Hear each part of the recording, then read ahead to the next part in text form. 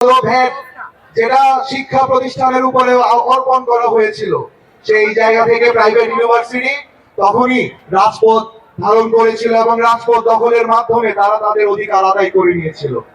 এর পরবর্তীতে 18 থেকে 24 কোনোটাতেই প্রাইভেট ইউনিভার্সিটির স্টুডেন্টরা কখনো পিছপা হয়নি।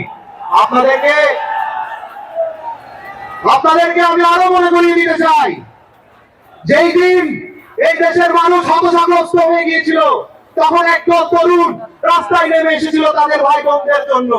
তারা প্রাইভেট, তাদের জন্য হাততালি চাই। ধন্যবাদ। আমি আরো বলতে চাই, আমাদের প্রাইভেট ইউনিভার্সিটির স্টুডেন্টরা যেভাবে স্বার্থহীন ভাবে দেশের জন্য লড়ে যাচ্ছে, আমরা এই নতুন রাজনৈতিক সংগঠনকে ঐক্যবদ্ধ করে পুরো দেশের সকল ছাত্র জনতাকে ঐক্যবদ্ধ করে আমরা একসাথে নিঃস্বার্থভাবে দেশের জন্য সব সময় লড়ে যাব। দেশের যে কোনো প্রান্তীয় লগ্নে প্রাইভেট ইউনিভার্সিটি বাংলাদেশে সবার সামনে থাকবে ইনশাআল্লাহ। আপনারা প্রাইভেট ইউনিভার্সিটির জন্য দোয়া করবেন, আমাদের শিক্ষার্থীদের জন্য দোয়া করবেন।